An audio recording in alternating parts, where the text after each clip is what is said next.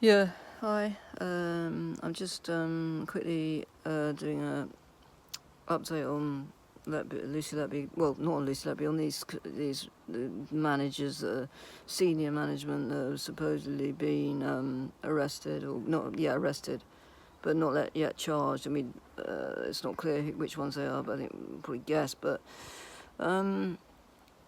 yeah, I mean, this is obviously just all being done deliberately. This is not. This is not. This has all been engineered. This whole thing, okay. They've also. It's not just the money. Lucy is also. A file has been given to the Crown Prosecution Service, also by the police.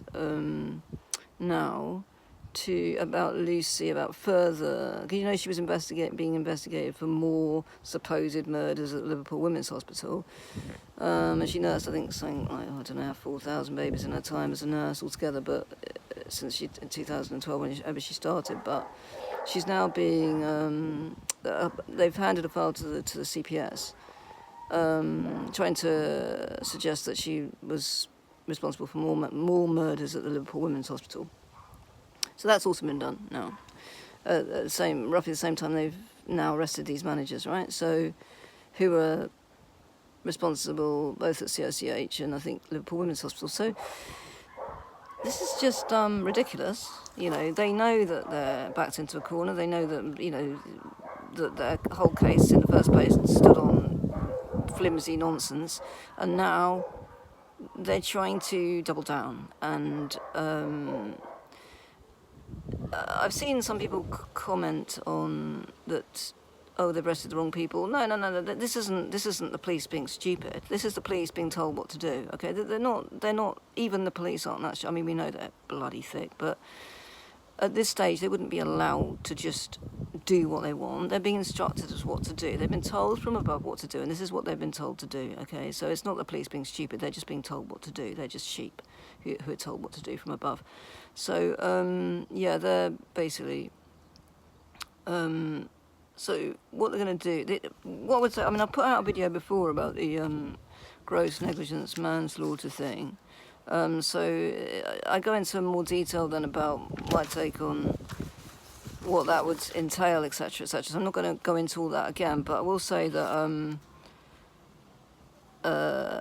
they've looked into corporate and now they've gone into the gross negligence manslaughter, which is against individuals, and that is, whereas the corporate manslaughter would just be fines, would end up with the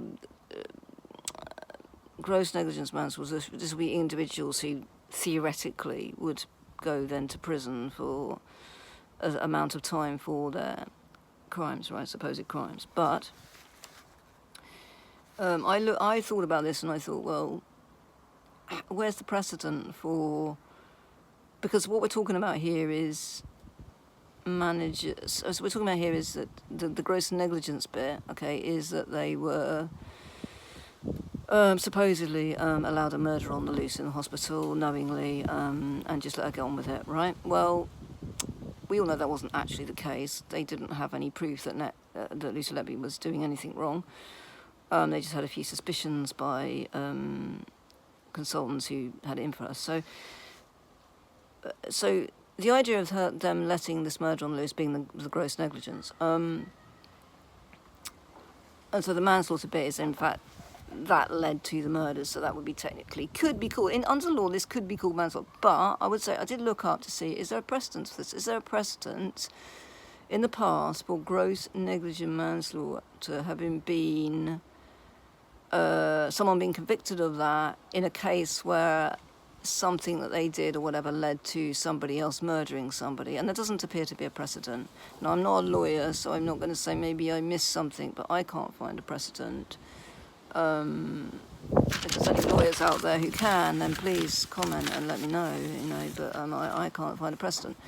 So there's no precedent for that. So it doesn't mean that it couldn't happen, because there are cases where, okay, there's four main cases, but it's not going to, put it that way. What I'm saying is, it's just not going to happen, right? They're not going to get convicted. They've not been charged yet, so whether they get charged or not is, they might get charged, but they're not going to get convicted. I mean, no way, no. But and they know that. Okay, this is all to make it look as if they're doing something.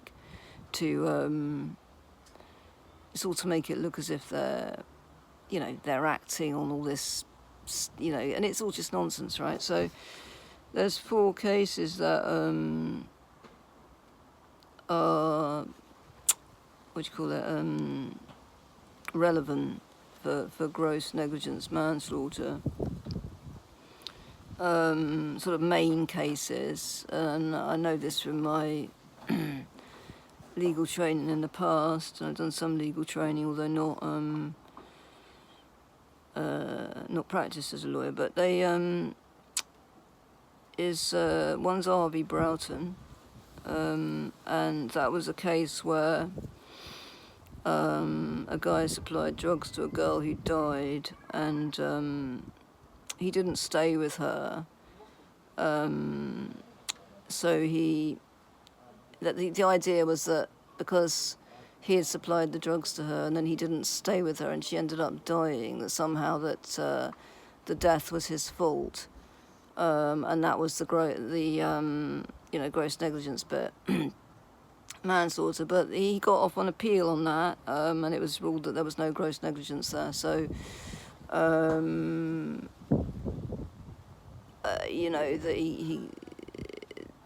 you can look at that case. I'm not going to go into the details of it. You can look it up. It's R.V. Broughton, Broughton,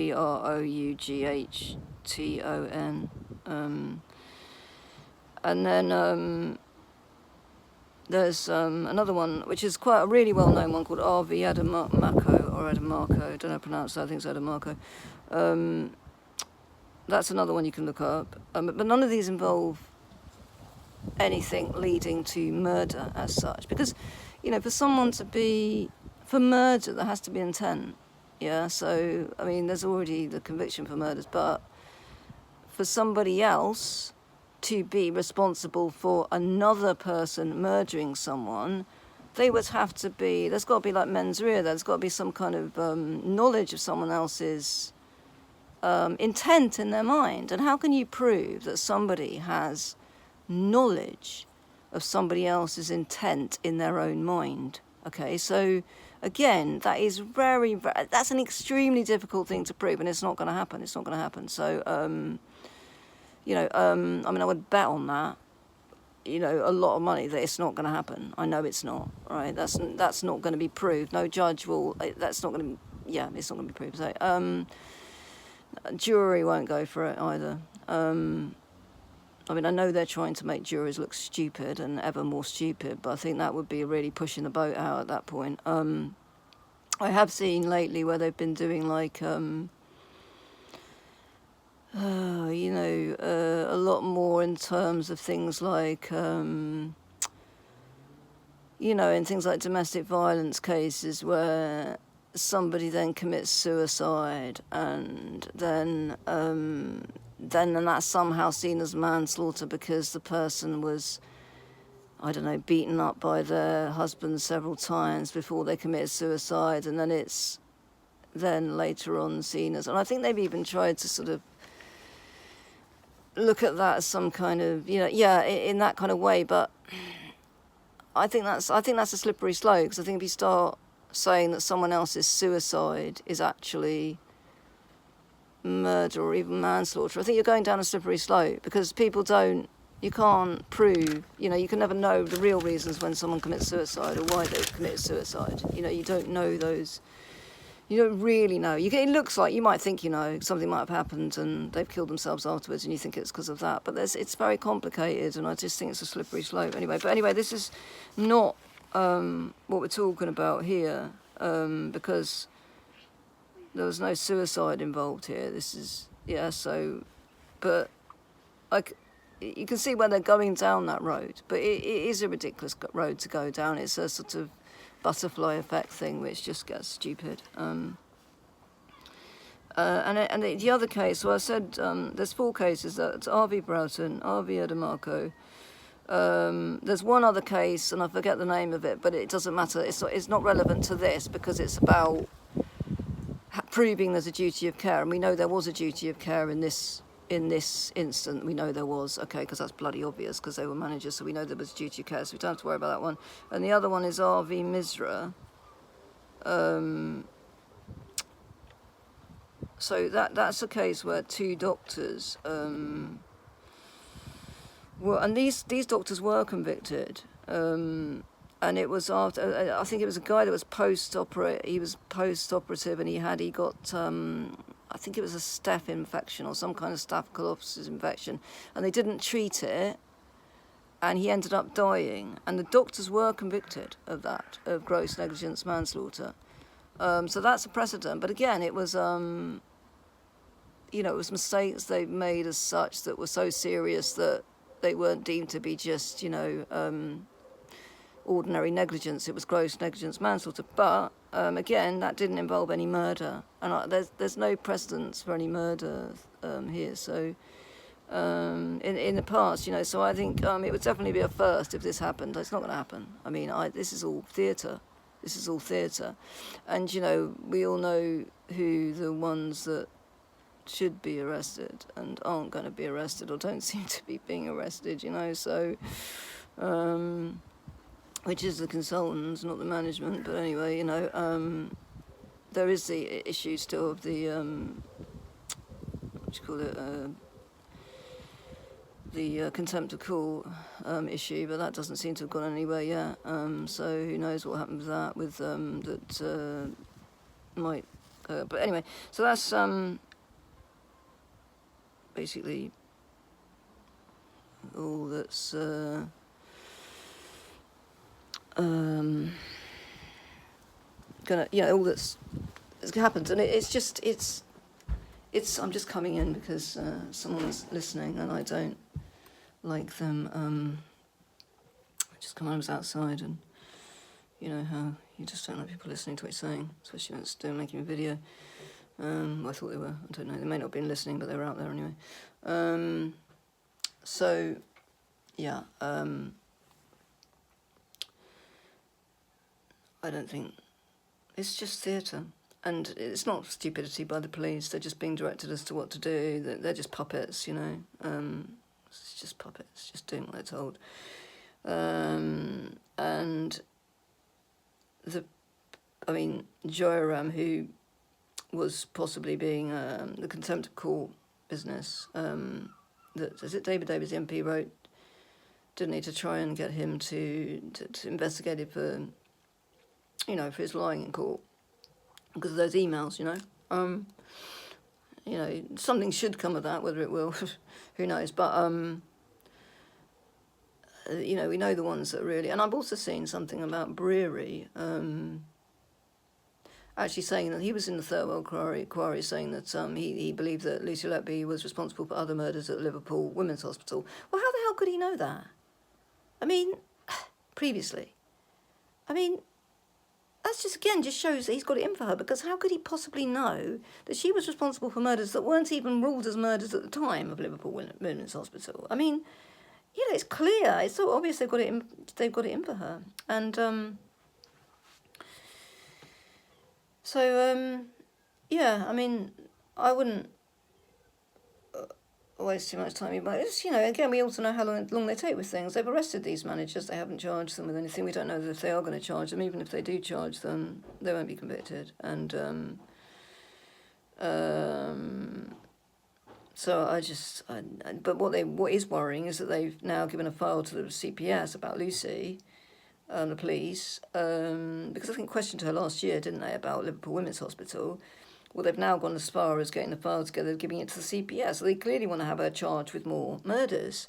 So after all of this, and we've been showing that she didn't even do the ones she is convicted for, they now, instead of actually hurrying up the appeal, hurrying up the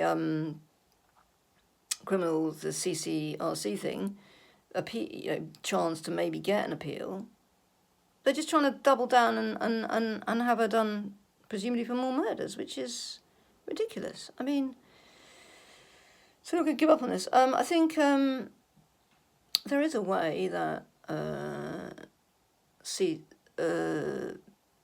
it possibly could be hurried up, the CCRC. I always get that wrong and say CCRB or commissioned regarding Letby appeal on her lawyer, because there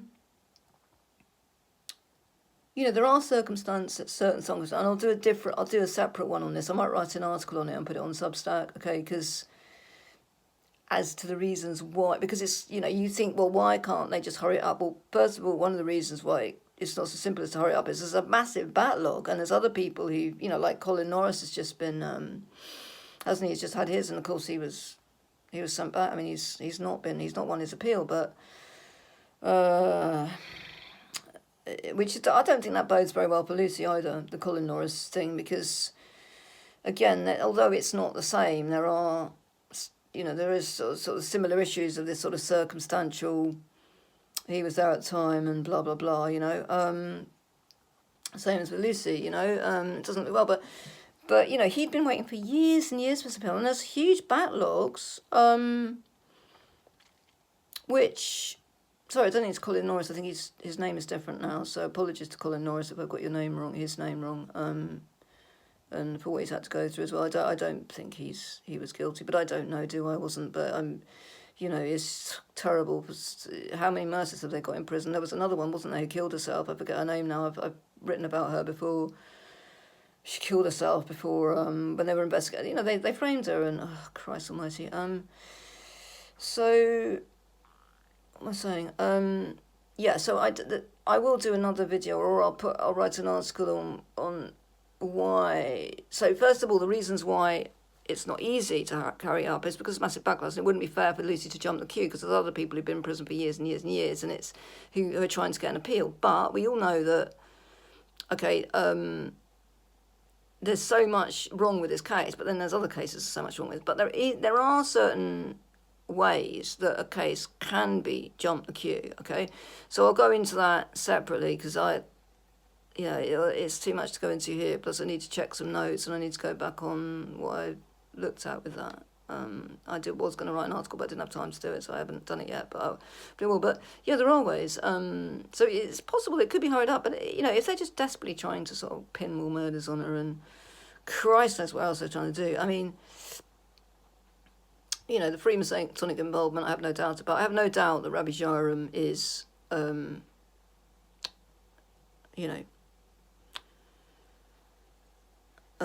Freemason. It's a belief I have. I can't prove it, because you can't ever prove, but I've seen signs. I've seen enough signs to know that, and many consultants are, top doctors, top lawyers, top consultants, they're all, I know, certain professions. My father was a maritime lawyer, and he was a Freemason, and he hated it. He didn't go to meetings, but it got him work as a maritime lawyer, and that's why he joined the Masons. He didn't like the whole thing, the ritual. He didn't go, as I say. But lawyers, they're all at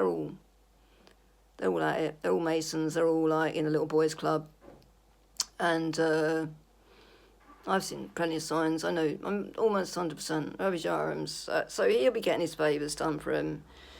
How many of the hospital managers, some of them may be Freemasons, I don't know, the ones that are or aren't in the little boys' clubs, or little girls' clubs, because there's females now who are Masons or Daughters of the Nile, or these secret societies. It's difficult to tell which ones of the management, because managements quite often come up through the ranks. They might have been nurses themselves and then come up, so they may not be favoured in the sort of little brigade of, blasey-blas. But, and that's what's the only thing I would say would work against these managers. Some of them may not be from an elite background. I don't really know much about the background of Tony Chambers and these people. I haven't looked into it, so I don't. But if they're not from elite backgrounds, yeah, it's possible they could be used to target again. But they don't need a scapegoat. They've already scapegoated Lucy. They don't need more scapegoats. They just don't need it. So I think, they'll have connections, they'll have lawyers, they'll have plenty of money, they can protect themselves. But some of them may be Masons as well, I don't know. But I know that, and I don't know about brewery, but or there's doctors possibly, but certainly there's Masonic involvement. There always is, Just one thing to know, there's always Masonic involvement when we're talking about cases at this level that are this high profile. There is always Masonic involvement. So there definitely is Masonic involvement going on here. And controlling what's going on here. The police, the high-level police, Paul Hughes is probably most definitely, almost certainly, also a Mason. So Dewey Evans, no doubt, I don't know, but probably. I mean, you know, they will be directing what is going on here. Okay, so don't think this has anything to do with the police being stupid. This is a very high-profile case. There's no way they're going to let the police just do, you know, their usual thick jobs of nonsense that they do with us low-level people or us plebs or whatever. No. This is high level and is being directed at a high level, and it's theatre, because this case is,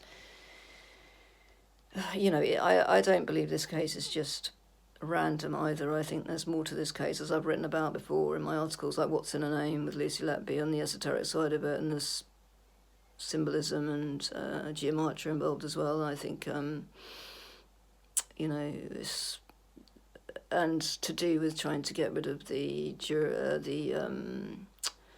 jurors. They're fed up with jurors. They don't want the adversarial system with the jurors. They want to get rid or reduce jurors, and they've already got rid of a lot of them, and so they want to get rid of that system so they don't have to bother with the plebs and the people being involved in justice. Well, call it justice, in whatever they call justice, which has got nothing to do with justice. They want to be in total control of themselves, with the judges they appoint being in total control. And some people think, oh, that's fine. Well, it's not. You know, you're not going to get a fairer system if you have, even though just because judges are well trained in blah blah blah, they still have biases, and they're appointed by guess who. So you're not going to get a better system that way. Yes, juries get it wrong, but judges also, we all know I can't be trusted. So, you know, that's not going to make things better at all. And jurors have a lot more power than they use. Jurors just don't know their power. They've got there's annulment they can use when they can just throw a case out. You know, that they've got more power than the judge. It's just the trouble is they don't know it. Most people just do as they're told by the judge, not realising they've got more power than the judge. If only they would use it sometimes, and just, you know, but people are, on the whole, people are sheep. So they look at the judge and think, oh, he's a big, clever guy, and he's going to tell us how we should go on this one. No. You know, use your power as people, and, you know, if you don't trust your own, you know, anyway, you got 12 people on a jury, and there's often one or two people on there who are bright, but they're often outnumbered, you know, and this jury with Lucy, well, it wasn't fault. They were misled, they were lied to, you know, and this is happening all the time.